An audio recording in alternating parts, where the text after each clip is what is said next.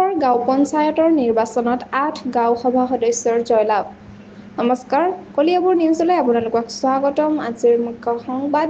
কলিয়াবৰৰ অন্তৰ্গত হাটবৰ গাঁও পঞ্চায়তৰ সদ্য সম্পন্ন হোৱা গাঁও সভা সদস্য নিৰ্বাচনত ৮জন প্ৰাৰ্থীয়ে জয়লাভ কৰিছে। ভোটগ্ৰহণ শান্তিপূৰ্ণভাৱে সম্পন্ন হোৱাৰ পাছত ফলাফল ঘোষণাৰ লগে লগে গাঁওবাসীৰ মাজত উৎসাহ দেখা গৈছে।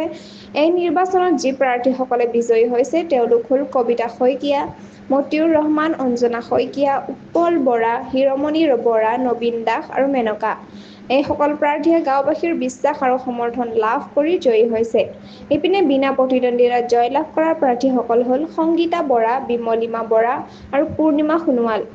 তেওঁলোকৰ ক্ষেত্ৰত কোনো প্ৰতিদ্বন্দ্বী প্ৰাৰ্থী আগবাঢ়ি অহা নাছিল। তেওঁলোকক বিজয়ী ঘোষণা কৰা হ'ল।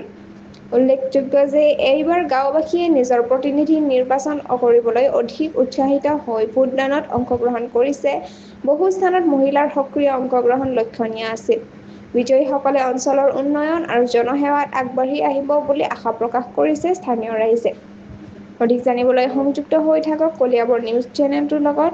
লগতে চেনেলটো লাইক, কমেণ্ট, শ্বেয়াৰ, ছাবস্ক্ৰাইব কৰিবলৈ নাপাহৰিব। ধন্যবাদ।